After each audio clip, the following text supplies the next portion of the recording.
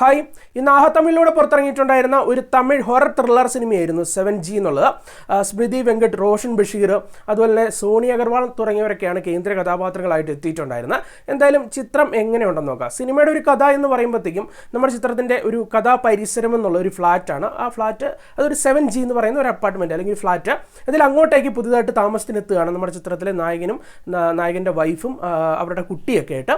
എന്തായാലും അവരവിടെ വന്നതിന് ശേഷം അവർക്ക് അവിടുന്ന് നേരിടേണ്ടി വരുന്ന കുറച്ച് അമാനുഷികത നിറഞ്ഞ കാര്യങ്ങളെന്നൊക്കെയുള്ളതാണ് ഏകദേശം ഒരു വള്ളയിൽ എന്നൊക്കെ പറയാൻ സാധിക്കും.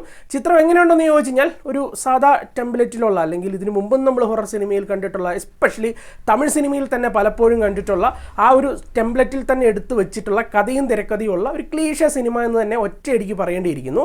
അതായത് ഈ ഒരു സിനിമയ്ക്കുള്ളിൽ ഞാൻ പറഞ്ഞു ഇതിനുള്ളിൽ ഒരു ഹൊറർ പരിസരമുണ്ട്, കൂടാതെ ഒരു ഒരു ഇമോഷൻസ് ഒക്കെ കൊടുക്കുന്നുണ്ട്. സെക്കൻഡ് ഹാഫിലേക്കൊക്കെ വരുമ്പോഴത്തേക്കും കുറച്ച് ഇമോഷൻസ് ഒക്കെയാണ് കൊടുക്കുന്നത്. അതെന്താണെന്ന് നമുക്ക് ഗസ് ചെയ്താൽ തന്നെ അത് ഇങ്ങനെ ആയിരിക്കും. ഇങ്ങനെ വന്നിട്ട് സെക്കൻഡ് ഹാഫിൽ വരുമ്പോഴത്തേക്കും അവർ ഫ്ലാഷ് ബാക്ക് ഒക്കെ കൊണ്ടുവെക്കും എന്നൊക്കെ നമുക്കറിയാം.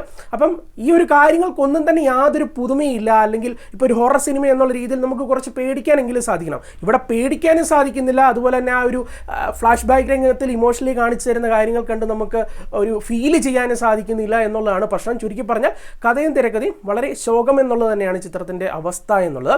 പിന്നെ അത്യാവശ്യം നമ്മളെ സാറ്റിസ്ഫൈ ചെയ്തിരുത്തുന്നത് അത്യാവശ്യം പ്രകടനങ്ങളൊക്കെ ഒക്കെ ആയിരുന്നു. എടുത്തു പറയേണ്ടത് ഹീറോയിനായിട്ട് എത്തിയിട്ടുണ്ടായിരുന്ന സ്മൃതി വെങ്കട്ട്. ആ ഒരു ആക്ട്രസിൻ്റെ പ്രകടനം കണ്ടുകൊണ്ടിരിക്കാൻ നല്ല രസമായിരുന്നു. അതുപോലെ തന്നെ സോണി അഗർവാളിൻ്റെ ഒക്കെ പ്രകടനം അത്യാവശ്യം ഓക്കെ ആയിരുന്നു എന്ന് പറയാൻ സാധിക്കും.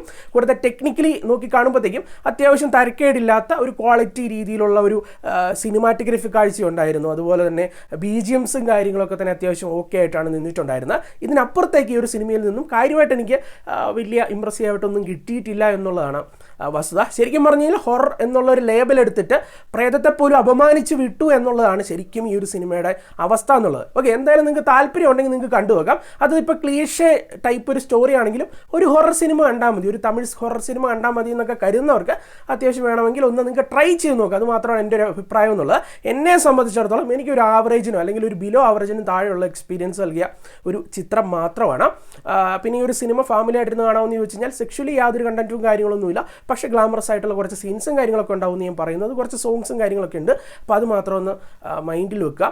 ഈ ഒരു സിനിമയ്ക്ക് ഒരു മാക്സിമം ഒരു 5 out of 10 ആണ് നൽകുന്നത്. അപ്പോൾ എന്തായാലും നിങ്ങൾക്ക് താല്പര്യം ഉണ്ടെങ്കിൽ കണ്ടു നോക്കുക. അത്രേ എനിക്ക് പറയാനുള്ളൂ. നമ്മുടെ ഭാഗത്തുനിന്ന് റെക്കമെൻഡേഷൻ ഒന്നുമില്ല. സോ അത്രേ ഉള്ളൂ അഭിപ്രായം. ഓക്കെ, എന്തായാലും നമുക്ക് മറ്റൊരു സിനിമയുടെ വിശേഷമായിട്ട് കാണാം. ടാറ്റ.